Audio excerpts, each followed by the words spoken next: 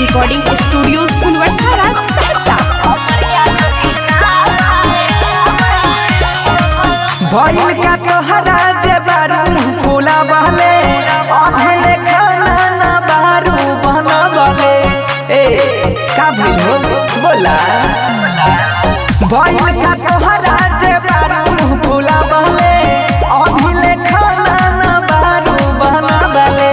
हाथ सुनी ना डर दिया उठो ताबे हो बलमजी बहतनिया टूटो ताबे हो बलमजी कमरिया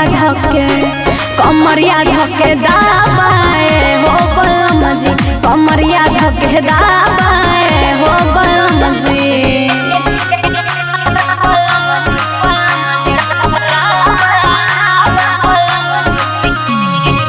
म्यूजिक बाय उत्सव गांधी।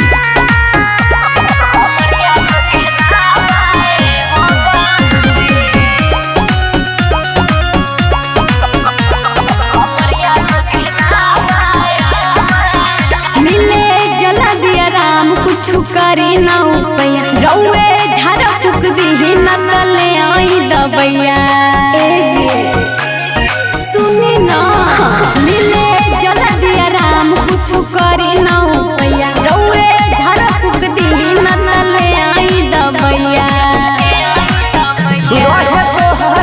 अच्छा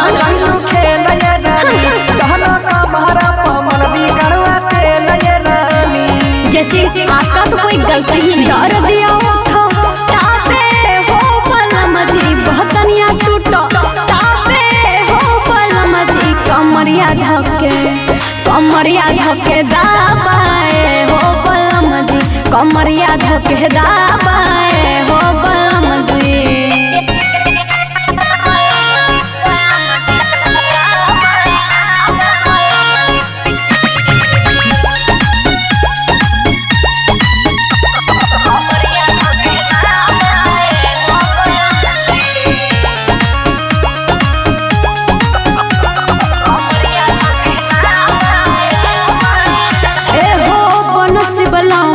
परेशान अपन फूल जैसे रनिया के ले ला जा बड़ा बेर हम जा ए हो बनसी बलम बड़ी कैला परेशान अपन फूल जैसे रनिया के ले ला जा।